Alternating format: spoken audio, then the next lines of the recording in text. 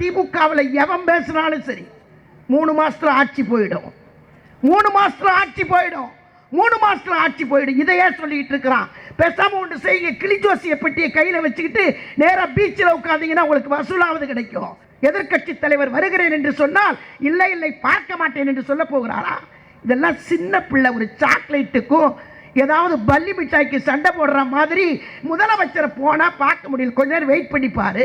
நீங்களும் கையெழுத்து போட்டிருக்கிறீர்கள், நீங்களும் ஒத்துக்கொண்டிருக்கிறீர்கள், நீங்களும் ஆதரித்து பேசியிருக்கிறீர்கள், ரெக்கார்ட் இருக்கிறது.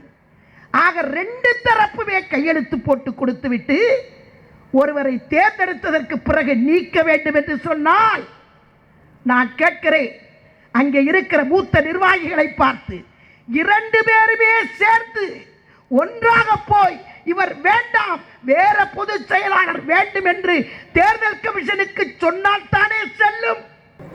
அமெரிக்க நாட்டின் சிகாகோ நகரத்தில் தொழிலாளர் தோழர்கள் எல்லாம் ஒன்று கூடி 8 மணி நேர வேலையை உறுதி செய்து 8 மணி நேர ஓய்வை உறுதி செய்து போராட்டம் நடத்தி அதிலே வெற்றி கண்ட நாளை கொண்டாடுகிற தினம்தான் இந்த மே தினம்.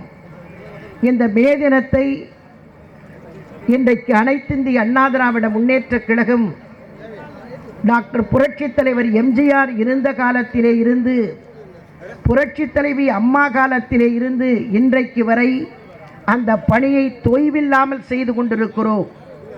அது மட்டுமல்ல, இந்த மேதின விழாவை தமிழ்நாடு முழுவதும் கொண்டாடுவதோடு மட்டுமல்லாமல் நலிந்த தொழிலாளர்களாக தேர்ந்தெடுத்து அவர்களுக்கு ஆண்டுதோறும் உதவி செய்ய வேண்டும் என்கிற பழக்கத்தை ஏற்படுத்தியவர் மாண்புமிகு டாக்டர் புரட்சி தலைவி அம்மா அவர்கள். அந்த பணியை இப்போதும் நம்முடைய தமிழகத்தினுடைய முதலமைச்சர் அண்ணன் பழனிசாமி அவர்கள் வருகிற 4ஆம் தேதி என்று உழைக்கின்ற தொழிலாளிகள் நலிந்த தொழிலாளிகளுக்கு உதவி செய்ய இருக்கிறார்கள்.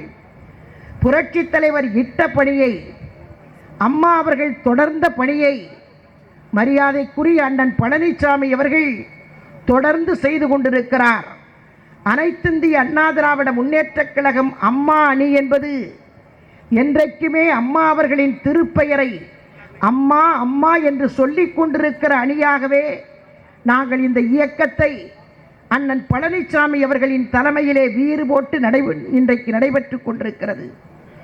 ஆனால் அனைத்திந்திய அண்ணா திராவிட முன்னேற்ற கழகத்தை பொறுத்தவரை இந்த இயக்கத்தை யாரும் அசைக்க முடியாது என்பதை நேற்றைய தினம் சேலத்தில் நடைபெற்ற பொதுக்கூட்டத்தில், சேலத்தில் நடைபெற்ற நிர்வாகிகள் கூட்டத்தில் மரியாதைக்குரிய அண்ணன் பழனிசாமி அவர்கள் சிங்கம் போல கர்ச்சித்திருக்கிறார். எந்த கொம்பனாக இருந்தாலும் அனைத்திந்திய அண்ணா திராவிட முன்னேற்ற கழகத்தை அசைத்து கூட பார்க்க முடியாது என்பதை அவர் கழகத்தினுடைய நிர்வாகிகள் கூட்டத்திலே பேசிய பேச்சின் சாராம்சம் பத்திரிகையிலே வந்திருக்கிறது. பல பேர் நினைக்கிறார்கள் ஊர் 2 பட்டால் கூத்தாடிக்கு கொண்டாட்டம் என்று சொல்லுவதைப் போல திமுக மூக்கை நுழைத்து பார்க்கிறது. ஒரு 2 மாத காலத்திற்கு முன்னால் இந்த கட்சியை பற்றி, இந்த ஆட்சியை பற்றி திமுக தலைவர் ஸ்டாலின் சொன்னார், இது பினாமி அரசு என்று சொன்னார். ஆனால் 20 நாட்களுக்கு முன்னால் என்ன சொல்லுகிறார் என்றால் இது மோடியின் பினாமி ஆட்சி என்கிறார். ஆனால் அதற்கு பிறகு ஒன்று சொல்லுகிறார், மத்திய சர்க்காருக்கு அழுத்தம் கொடுக்க வேண்டும் என்று சொல்லுகிறார், மத்திய சர்க்காரோடு இணக்கமாக இருக்க வேண்டும் என்று சொல்லுகிறார். இந்த சொறி பிடித்தவன் என்ன செய்வான் என்று சொன்னால் சொரிந்து கொண்டே இருப்பான். பத்திரிகையிலே பெயர் வர வேண்டும், பேட்டி வர வேண்டும், செய்தி வர வேண்டும், அதற்கு எதையாவது ஒன்றை சொல்லுவது என்பது ஸ்டாலின் பழக்கமாக வைத்திருக்கிறார். இன்றைக்கு அண்ணன் பழனிசாமி அவர்கள் இந்த 2 மாத காலத்தில் 1560 கோப்புகளிலே கையெழுத்திட்டிருக்கிறார். 1560 கோப்பு என்று சொன்னால் சில பேர் கிண்டல் பேசுகிறார்கள், கோப்பிலே கையெழுத்து போடுவது என்ன பிரமாதமா என்று. கோப்பிலே கையெழுத்து என்பது எடப்பாடி பழனிசாமி என்று கையெழுத்து இருக்கும். ஆனால் அந்த கையெழுத்திலே தான் திட்டங்கள் மக்களுக்கு போய் சேரும். இது பல பேருக்கு தெரியுமா தெரியாதா என்பது எனக்கு தெரியாது. நான் அமைச்சராக இருந்திருக்கிறேன், 10 ஆண்டு காலம் மாண்புமிகு அம்மா அவர்களின் தலைமையின் கீழே மந்திரியாக பணியாற்றி இருக்கிறேன். ஒரு கோப்பிலே கையெழுத்து போட்டால் அது அரசாணை. அந்த திட்டம் மக்களுக்கு போய் சேரும். உடனடியாக அரசாணை, உடனடியாக நிதி ஒதுக்கீடு, உடனடியாக திட்டங்கள் போய் சேரும். 1560 கையெழுத்து கோப்பிலே கையெழுத்து போட்டிருக்கிறார் என்றால் அது பெரிய சாதனையா என்று கேட்டால், எத்தனை திட்டங்கள், எத்தனை பாலங்கள், எத்தனை கிராமத்திற்கு பிரச்சனைகள், எத்தனை குடிநீர் பிரச்சனைகளுக்கு தீர்வு செய்யப்பட்டிருக்கிறது. பாராட்ட வேண்டாமா? எதையாவது சொல்லிக் கொண்டே இருக்கிறார். விவசாயிகளை பற்றி கவலையே இல்லையாம் அவருக்கு. எல்லாரும் போனார்கள் டெல்லிக்கு. ஐயா கண்ணு நடத்திய போராட்டத்திற்கு எல்லாரும் போனார்கள், போய் பேசினார்கள். தொலைக்காட்சியிலே படம் வந்தது, பத்திரிகையிலே படம் வந்தது, பேட்டி கொடுத்தார்கள். ஆனால் ஒரே ஒருவர் போனார். அவர்தான் தமிழ்நாட்டினுடைய முதலமைச்சர் எடப்பாடி பழனிசாமி போனார். யார் போனால் என்ன நடக்கும் என்பது அந்த விவசாயிக்கு தெரியும். போனார், பேசினார். பேசிய விவரத்தை இந்திய நாட்டினுடைய பாரத பிரதமரிடத்திலே எடுத்து சொன்னார். தனியாக சந்தித்தார். விவரங்களை சொல்லிவிட்டு வந்திருக்கிறார். அவர்கள் போராட்டத்தை கைவிட்டு விட்டு சென்னைக்கு திரும்பினார்கள். இதுதான் வரலாறு. ஒரு முதலமைச்சர் என்ன செய்ய முடியும்? தொடர்ந்து செய்து கொண்டிருக்கிறார். ஆனால் குறை சொல்லுவதற்காகவே சீக்கிரமாக ஆட்சிக்கு வந்துவிட வேண்டும், வெகு விரைவிலே வந்துவிட வேண்டும். எனக்கு முன்னாலே பேசிய தம்பி ரவி சொன்னார், முதலமைச்சரை பார்க்க முடியவில்லை. முதலமைச்சர், எந்த முதலமைச்சரும் 8:30 மணிக்கே காலையிலே உட்கார்ந்து தொண்டர்களையும் பொதுமக்களையும் சந்தித்துக் கொண்டிருக்கிற முதலமைச்சர் அண்ணன் எடப்பாடி பழனிசாமி அவர்கள். 8:30 மணிக்கு போனால் அவர் பார்வையாளர்களை பார்த்து கொண்டிருப்பார். வீட்டுக்கு போங்கள், முறையாக சொல்லிவிட்டு போங்கள். எதிர்க்கட்சி தலைவர் வருகிறேன் என்று சொன்னால் இல்லை இல்லை பார்க்க மாட்டேன் என்று சொல்ல போகிறாரா? இதெல்லாம் சின்ன பிள்ளை. ஒரு சாக்லேட்டுக்கும் ஏதாவது பல்லி மிட்டாய்க்கு சண்டை போடுற மாதிரி முதலமைச்சரை போனா பார்க்க முடியல. கொஞ்ச நேரம் வெயிட் பண்ணிப்பாரு. மக்கள் பிரச்சனைக்காக போறேன்னு சொன்னா முதலமைச்சரை பார்ப்பதற்கு கொஞ்சம் காலதாமதம் ஆகிவிட்டால் காலத்தை கேட்டுவிட்டு போய் பாருங்கள். அவர் என்ன மறுத்தா சொல்லி இருக்கிறார்? நான் பார்க்க மாட்டேன், ஸ்டாலினை பார்த்தால் பார்க்கவே முடியாது என்று அறிக்கை விட்டிருக்கிறாரா? குறை சொல்ல வேண்டும் என்பதற்காக குறை சொல்லிக் கொண்டிருக்கிறார்கள். அதில் விட பெரிய வேடிக்கை என்னன்னா, திமுகவில் எவன் பேசினாலும் சரி 3 மாசத்துல ஆட்சி போயிடும், 3 மாசத்துல ஆட்சி போயிடும், 3 மாசத்துல ஆட்சி போயிடும். இதையே சொல்லிட்டு இருக்கிறான். பேசாம ஒன்று செய்ய, கிளிஜோசிய பெட்டியை கையில் வச்சுக்கிட்டு நேராக பீச்சில் உட்காந்தீங்கன்னா உங்களுக்கு வசூலாவது கிடைக்கும். ஆட்சி போயிடும் யாராவது சொன்னாங்களா? மக்கள் சொன்னாங்களா? ஓட்டு போட்ட மக்கள் சட்டமன்ற உறுப்பினர்கள் இருக்கிறார்கள். அதைத்தான் நேற்றைக்கு சொன்னார் அண்ணன். சட்டமன்ற உறுப்பினர்கள் இருக்கிறார்கள், கட்சி இருக்கிறது.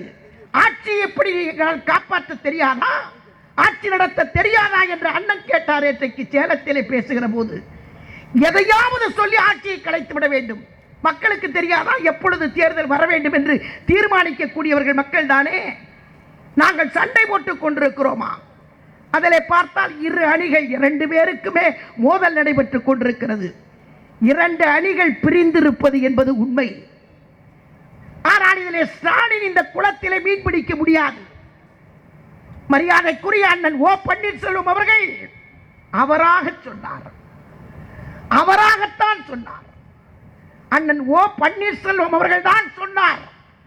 மதுரை விமான நிலையத்திலே பேட்டி கொடுக்கிற போது சொன்னார், இணைவதற்கு தயாராக இருக்கிறோம், நாங்கள் சேருவதற்கு தயாராக இருக்கிறோம், பேச்சுவார்த்தைக்கு தயாராக இருக்கிறோம், நிபந்தனை இல்லாத பேச்சுவார்த்தைக்கு தயாராக இருக்கிறோம் சொன்னவர் அண்ணன் ஓ பன்னீர்செல்வம் அவர்கள். ஆனால் சொன்னதற்கு பிறகுதான் அம்மானியிலே இருப்பவர்கள் நாங்களும் பேச்சுவார்த்தைக்கு தயார் சொன்னார்கள். பேச்சுவார்த்தைக்கு தயார் என்று சொன்னால் 2 பேரும் உட்கார்ந்து பேச வேண்டும்.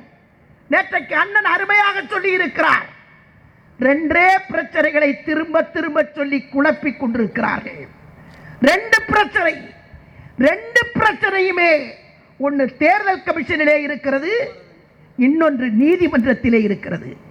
இந்த 2 பிரச்சனைகளையும் தீர்க்க வேண்டும் என்று சொன்னால் 2 அணிகளும் ஒன்றாக வேண்டும்.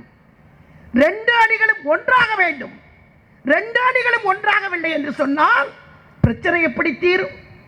வழக்கு மன்றத்திற்கு போகிற போது 2 பேரும் சரியாகிவிட்டோம் என்று சொன்னால் வழக்கு தானாக போகிறது. 2 பேர் சண்டை போட்டுக் கொண்டு ஒற்றுமையாகிவிட்டால் பிறகு ஏன் வழக்கு? மரியாதைக்குரிய அண்ணன் எடப்பாடி பழனிசாமி அவர்கள் நேற்றைக்கு சுத்தமாக தெளிவுபடுத்தி இருக்கிறார். ஒன்று வழக்கு மன்றத்தில் இருக்கிறது, ஒன்று தேர்தல் ஆணையத்தில் இருக்கிறது. இதே பிரச்சனையை திருப்பி திருப்பி திருப்பி திருப்பி சொல்லி சில பேர் முட்டுக்கட்டை போட்டுக் கொண்டிருக்கிறார்கள். எங்களுக்கு இருக்கக்கூடிய ஒரே எண்ணம் இணைந்தது ஒன்றாக வேண்டும். புரட்சி தலைவர் எம்ஜிஆர் கண்ட இரட்டை இலை சின்னத்தை மீட்க வேண்டும். இதுதான் எங்களுடைய எண்ணம் என்பதை திரும்ப திரும்ப சொல்லிக் கொண்டிருக்கிறோம். ஆனால் திரும்ப திரும்ப சொன்னாலும் இந்த திரும்ப திரும்ப கதையை திரும்ப திரும்ப சொல்லுகிறார்கள். நான் ஒன்றை மட்டும் தெளிவுபடுத்த விரும்புகிறேன். உங்களுக்கு தெரியாதா கட்சியை பற்றி? கட்சி எப்படி சேர வேண்டும் என்பது தெரியாதா? வீம்புக்கு பேசிக் கொண்டிருக்கிறீர்களா? அண்ணன் எடப்பாடி பழனிசாமி அவர்கள் என்னை மன்னிக்க வேண்டும். நான் இந்த இயக்கத்திலே 45 ஆண்டு காலங்கள் பணியாற்றி கொண்டிருக்கிறேன். முதல் பொதுக்குழு புரட்சி தலைவர் எம்ஜிஆர் கூட்டிய பொதுக்குழுவிலே கலந்து கொண்டவள் தான். அந்த அடிப்படையிலே சொல்லுகிறேன், ஒருவரை பொதுக்குழு கூடி பொதுச் செயலாளர் என்று தீர்மானித்து விட்டால் அதற்கு பிறகு அவர் பொதுச் செயலாளர் ஒருவர் என்று சொன்னால் அவரும் வெளியே போய்விட்டார். அவரை தேர்வு செய்தது யார்? அங்கே போய் உட்கார்ந்திருக்கிற நீங்களும் தான். நீங்களும் கையெழுத்து போட்டிருக்கிறீர்கள், நீங்களும் ஒத்துக்கொண்டிருக்கிறீர்கள், நீங்களும் ஆதரித்து பேசியிருக்கிறீர்கள், ரெக்கார்ட் இருக்கிறது. ஆக 2 தரப்புமே கையெழுத்து போட்டு கொடுத்து விட்டு ஒருவரை தேர்ந்தெடுத்ததற்கு பிறகு நீக்க வேண்டும் என்று சொன்னால் நான் கேட்கிறேன், அங்கே இருக்கிற மூத்த நிர்வாகிகளை பார்த்து 2 பேருமே சேர்த்து ஒன்றாக போய் இவர் வேண்டாம், வேற பொதுச் செயலாளர் வேண்டும் என்று தேர்தல் கமிஷனுக்கு சொன்னால் தானே செல்லும். இல்லை என்றால் எப்படி செல்லும்? எப்படி செல்லும்? நீங்களும் எழுதி கொடுத்திருக்கிறீர்கள். அந்த பிரமாண பத்திரம் இருக்கிறது தேர்தல் கமிஷன் இடத்திலே. எல்லாரும் ஒன்றாக கொடுத்த தேர்தல் கமிஷன் பிரமாண பத்திரம். ஆக எல்லாரும் ஒன்றாக போய் இவர் வேண்டாம் வேற ஆள் வேண்டும் என்று சொல்ல வேண்டுமே. அதற்கே வருவதற்கு மறுத்துவிட்டு நீங்கள் வெளியே நின்று கொண்டு நடக்காத, அதாவது போகாத ஊருக்கு வழி சொல்லுவதை போல நீங்கள் பேசிக் கொண்டிருக்கிறீர்களே, நியாயமா? இது முறையா? அதைத்தான் அண்ணன் சொன்னார். யாராக இருந்தாலும் புரட்சி தலைவர் கண்ட கழகத்தை, அம்மா அவர்கள் கண்ட கழகத்தை யாரும் அசைக்க முடியாது என்று சொன்னார். அதற்கு காரணம் மக்கள் நம்பிக்கை வைத்திருக்கிறார்கள். அந்த நம்பிக்கையின் அடிப்படையிலே அம்மா அவர்களின் ஆசி எங்களுக்கு இருக்கிறது. அந்த ஆசி இருக்கும் வரை இந்த இயக்கம் நடக்கும், இந்த ஆட்சி நடக்கும் என்று சொல்லி வாய்ப்புக்கு நன்றி கூறி விடைபெறுகிறேன். நன்றி, வணக்கம். உலகெங்கும் வாழும் தமிழ் உறவுகளுக்கு ரெட்பிக்ஸ் சார்பாக நன்றிகளும் வணக்கங்களும்.